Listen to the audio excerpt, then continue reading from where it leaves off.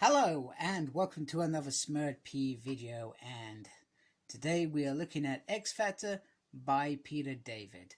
And if you like my stuff, please subscribe to my channel. There we go, got the self-promotion out of the way. Anyway, if I'm not mistaken, I did buy the direct market cover, I think. I could be wrong, could be talking crap, I can't remember, to be honest with you. Anyway, this X Factor Omnibus came completely out of the blue, but I was really stoked because even though I probably a big fan of the first kind of run, I felt like what's the word I'm looking for? What is the word I'm looking for? That this run was neglected in my thing. But the trouble with X Factor Omnibus, in my opinion, is there are so many crossovers that spill into this that I've almost read a good chunk of this omnibus already. And this collects X Factor 55, then 70 to 92, X Factor Annual 7 to 8, Incredible Hulk 390 to 392, X Factor Annual 5 to 6, and New Mutants Annual 6. So that is a whooping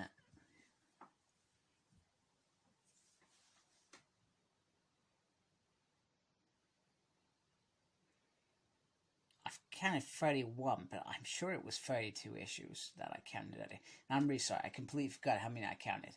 I got into it, I was like, crap, how many did I actually count? What a muppet. Anyway, moving on, let's start talking about this omnibus and start having a closer look. One thing that I was trying to figure out in my head is issue 55 is just randomly thrown into this, and then you jump to 70.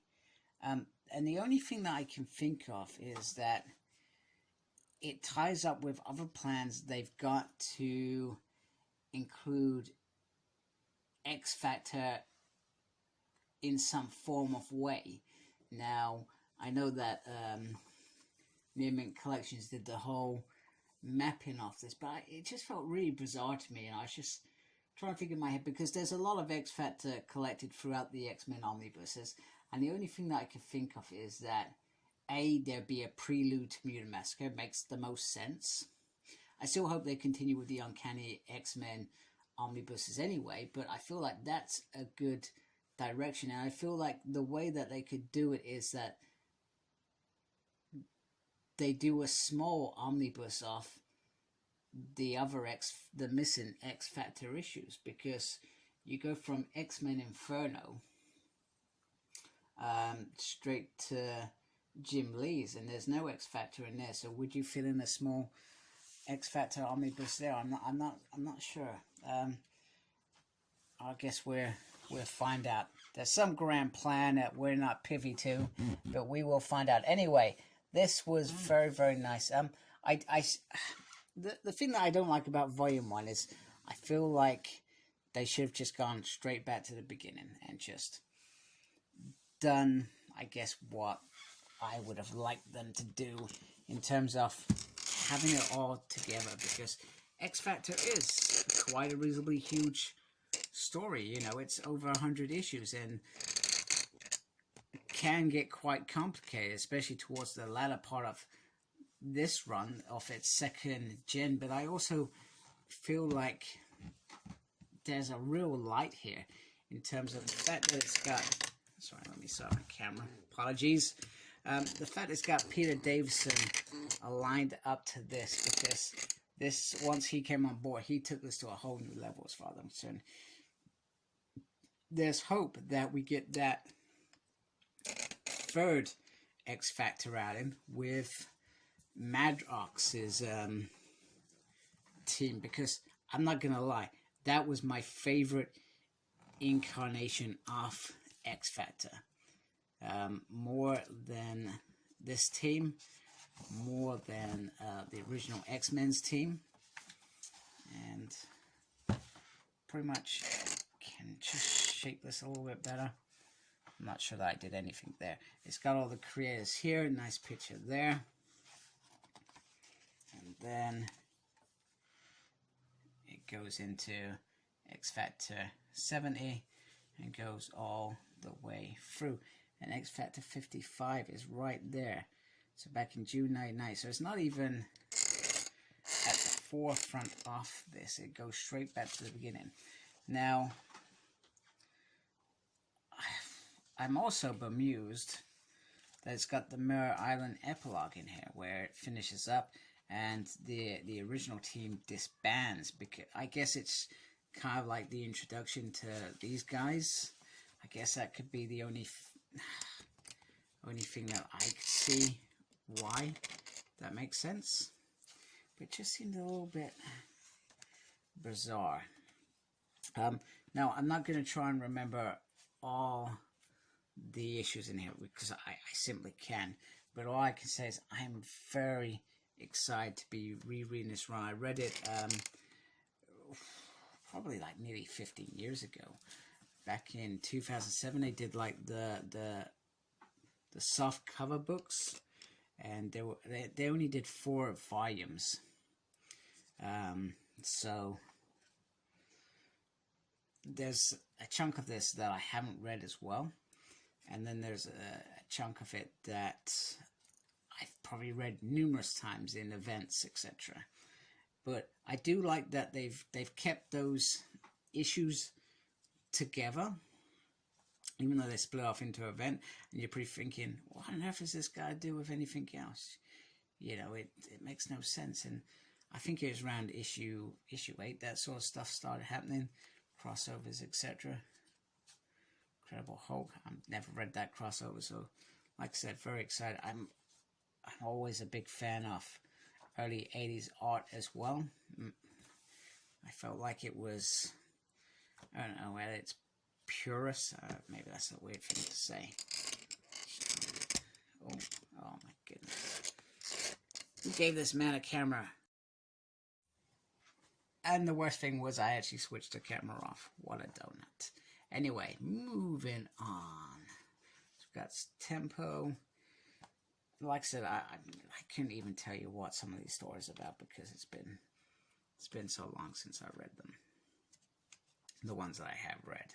All I remember is there's a great issue where they are in a counselor's session, which is phenomenal, and I was a big fan of that issue. It was like the best issue I ever read. Just can't remember. Hey, Cypher's in there, and it's usual X spin-off fashion that they take. What's the word? They take all the kind of bad guys that have just been shunted to one side, and then they put them in there, and it actually usually ends up being a really good read because they're different. And I don't know, maybe I'm just talking rubbish. Hey, this is that crossover. There we go. Executioner song, if I remember rightly. There we go. So it's not got the whole event in here, so yeah, no, Executioner song, yeah, sorry. I was really thinking then. This is that issue. It's brilliant. Absolutely brilliant. Phenomenal. Really want to read that. I want to read about this first Maddox as well, because I believe he dies of the legacy virus, so I would like to see that pan out as well. I think he contracts it in fact, these few issues here. Valerie has been taken over by some sort of weird being as well, if I remember rightly. So very, very cool. I just hope that, you know, we continue getting volumes, and I guess this is then testing the water with volume 1.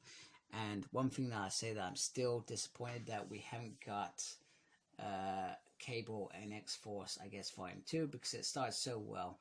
We got X-Force, then we got Deadpool and X-Force, then we got Cable and X-Force. There should be another episode, another omnibus of that. Instead, we're 2 years since then, and it's I have no hope now, if that makes sense. But you suspect when they finish with New Mutants, perhaps that would be something that they come back. Now this, I feel, is very pivotal to Jonathan Hickman's, because I'm pretty sure this is a moment that he kind of almost refers to in that, which is cool. So X Factor 55. Now I guess, is that X Factor 55? No, that's the annual. So where is X-Force 55? No, that's New Mutants. So it's even got the Days of Future Present in there as well. Hey, that is pretty cool. They've shoved that in there. Because do I need to just... So I'm going to double check. And I may not actually need my Days of Future Past hardcover anymore, because it's no longer needed. So yeah, so this is it. X Factor 55. It's an issue about Hank. So why on earth have they thrown that in here? I have no idea. It makes no sense to me. No sense at all. No sense at all. So yeah, absolutely bizarre. And part 4. Okay, that's cool. So it's a bit some strange decisions in this. Maybe it's because Peter Davids wrote that issue. Maybe that is the only thing that I can think of. It's the only thing that is coming to mind, that he actually wrote that issue. And this is X Factor by Peter David. So therefore, if he wrote that issue, that's why it's in there. The only reason I can think of. So in terms of size, here it is next to X-Men by Jim Lee. And I brought in the Days of Future Past hardcover because it's got that Days of Future Present in there. But I can confirm that, just double checking, it's only snippets of those issues, parts that Peter David has written. I almost feel, I don't know, a bit disappointed, because they could have just shoved that in there as a whole, and it wouldn't have affected much more of the omnibus as a whole. So you're only seeing snippets. I guess that's, an odd thing about some of the event moments, because they are only showing snippets of it once again. So I find that not bad taste, because this is about Peter David. This isn't just about the X Factor. It's about Peter David's run on X Factor. And it'd be interesting to see how that moves on, because from what I understand, at some point, Peter David leaves this volume 2 of X Factor, and it becomes somebody else's baby. So I do just hope they show us it all. And then we obviously get what I really want to see, which is Detective X Factor, because like I said, that was my favorite X Factor run of all time. I was loving that sometimes more than X-Men at the time, if I remember rightly. So just has that X Factor, so a bit about Peter in there and what he does, which I found interesting, because this side is about the creators. Usually it's that side. So this is almost a tribute to Peter David. It's the Peter David show. And well deserved. Before this, I believe he was on Incredible Hulk and did amazing things there. Not that I've read any of that stuff, but this is awesome. And I'm going to enjoy reading it and, reliving it. And like I said, we get a volume 2, and I hope that Marvel delivers everything in the next couple of omnibuses before they move on to what I want to see, which I'll be more excited than this omnibus. Anyway, if you like my stuff, please subscribe to my channel. If you don't, sorry, I'm like Marmite, I guess. And importantly, look after yourself and embrace geekiness. Take care. Goodbye.